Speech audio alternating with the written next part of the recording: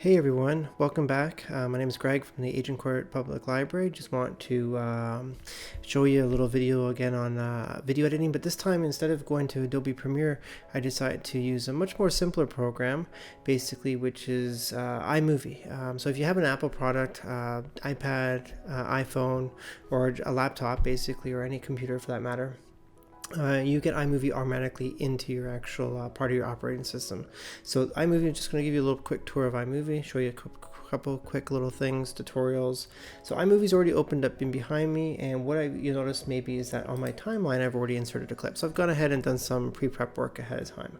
I've already gone ahead also and inserted some photos and some video clips that I might want to use for my actual project. So just a little lay of the land. If you're looking for content, your content specifically, it will be under My Media.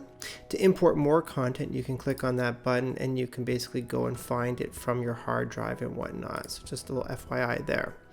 So what you can also do is you can actually scroll up and down. You'll notice actually that there's actually a couple photographs and they're indicated up at the top left hand corner. There's an actual camera symbol that identifies that one item is an actual photograph and the other is maybe a video clip, because you'll notice now with me scrolling over a video, it actually shows you a little clip and you can actually see how you're moving around and scrolling around, and it also tells you it's 12.9 seconds long for that particular clip there.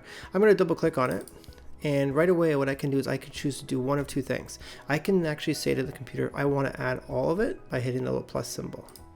And right there, it adds that clip to my actual project. And it adds it always in behind the previous clip.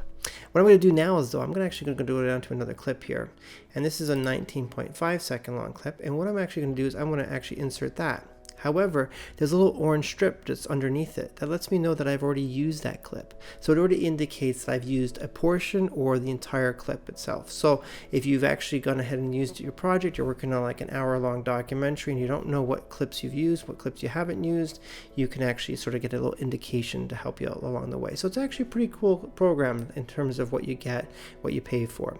I'm going to go to another clip. Double click on that. That's another 10.5 second long clip. But what you can do is you can click on these little yellow bars and you can actually choose to actually start your clip here and maybe end your clip a little earlier. So now I've taken a 10.5 second long clip and cut it down to 4 seconds, and I hit the plus symbol, and now that 4-second clip is in behind me now. So, but if you actually want, you can actually still extend it out. So you can always add time. So let's say you chose maybe a split second too early to actually end your clip. You can go in and still add time, so it's still available to you basically. Now, a couple of different little things that you have available to you in terms of your library is basically your audio, your titles, your backgrounds, and your transitions.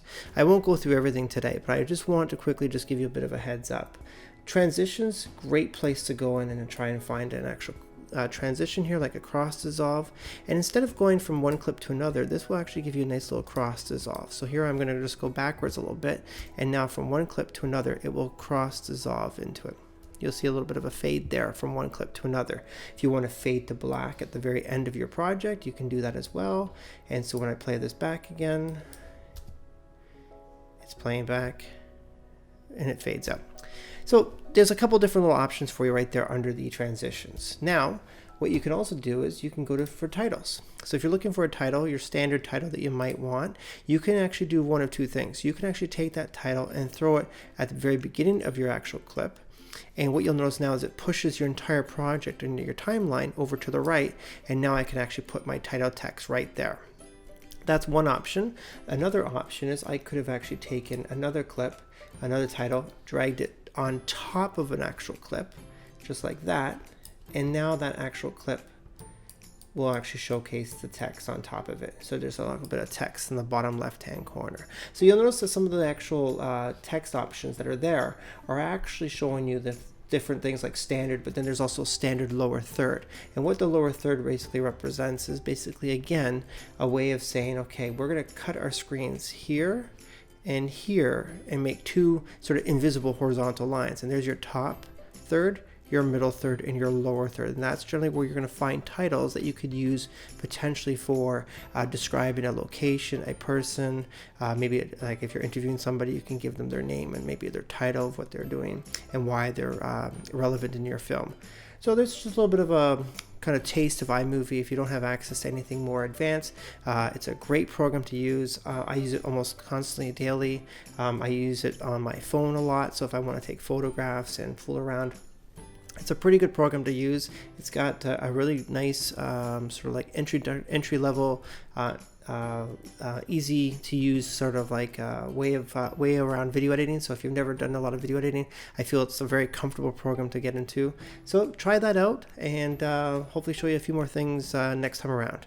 Take care, stay safe, talk to you later.